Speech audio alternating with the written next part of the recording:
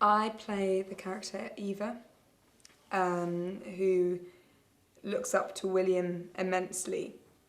And I think in many ways Chatroom is a story of people wanting to be accepted and they're dismissed by one another. So it's quite a complicated story in the sense that the characters are essentially multifaceted and there's kind of two sides to each part.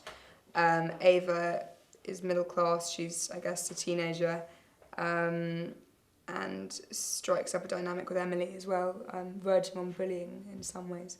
She manipulates the others a lot as well, so it was a joy to play her. It was a good part to play. It was fun.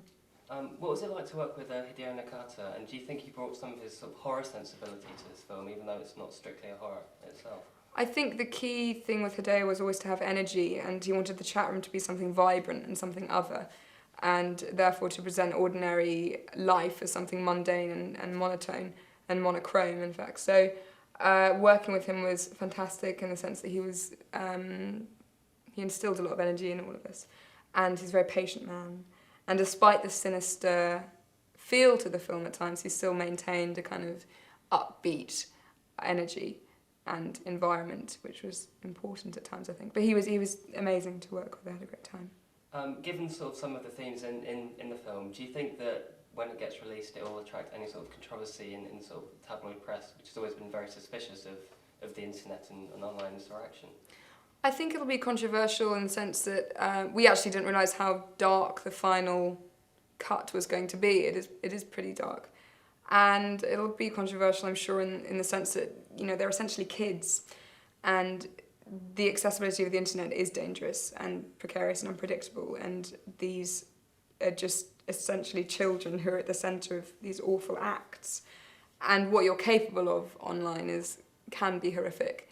But at the same time, I suppose if you're savvy enough, you can avoid these chat rooms and you can avoid dangerous situations, as long as you're not too naive and there's some sort of guidance. But I think it's pretty difficult to shock people now, to be honest. I think it's hard to shock an audience, so it'll be interesting to see what the reaction is.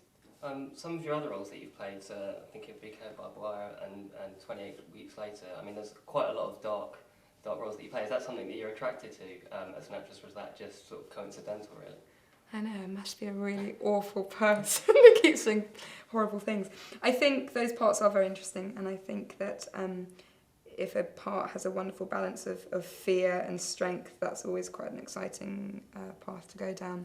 And I have always felt that the roles I want to play are roles that I really want to play. And are not just objects at times, and there's a reason behind them. But also, it's all an adventure, isn't it? It's all kind of trying different things, and the key is this kind of versatility, I suppose, and to try and incorporate that into as many different roles as possible.